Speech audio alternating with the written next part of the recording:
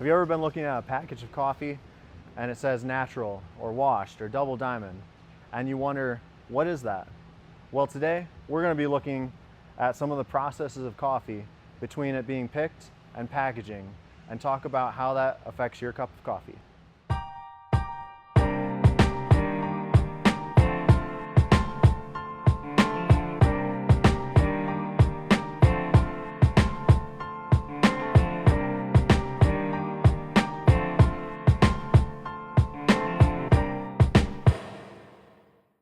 Coffee processing is really about controlling the level of fermentation.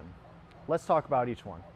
Now, one of the most common practices of processing coffee is called the washed coffee method.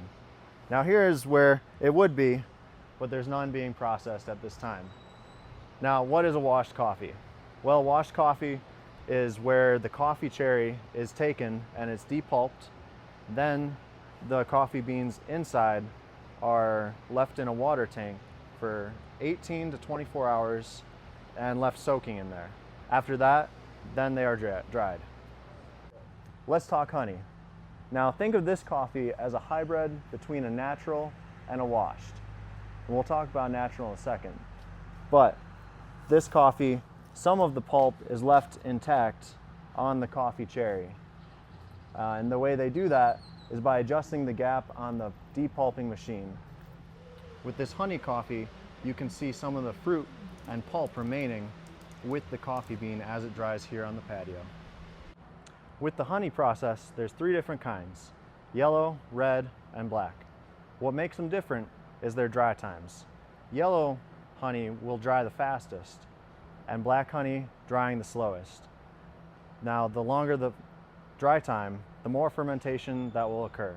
And what dictates that is how much the coffee is agitated through its dry process.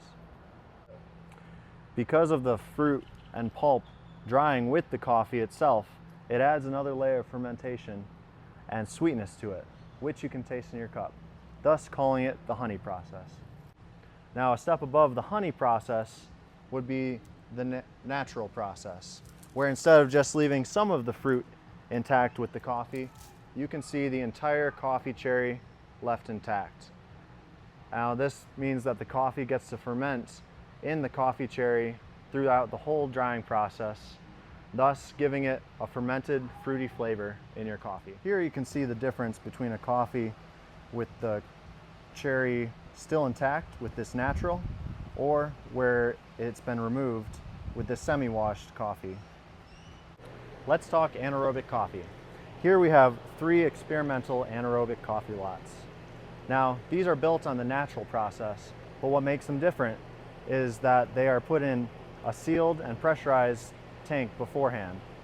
Anaerobic, meaning without the presence of oxygen. They're left there to ferment, and then they come out here to dry, just like the naturals. With a much higher level of fermentation, this will lead to powerful, fruity, winey flavors in your coffee. Knowing all of these different processes will help you to choose a coffee that you truly love. We have all these types of coffees on our website, including some of these at this amazing coffee farm, Las Lajas. Hope you brew something tasty.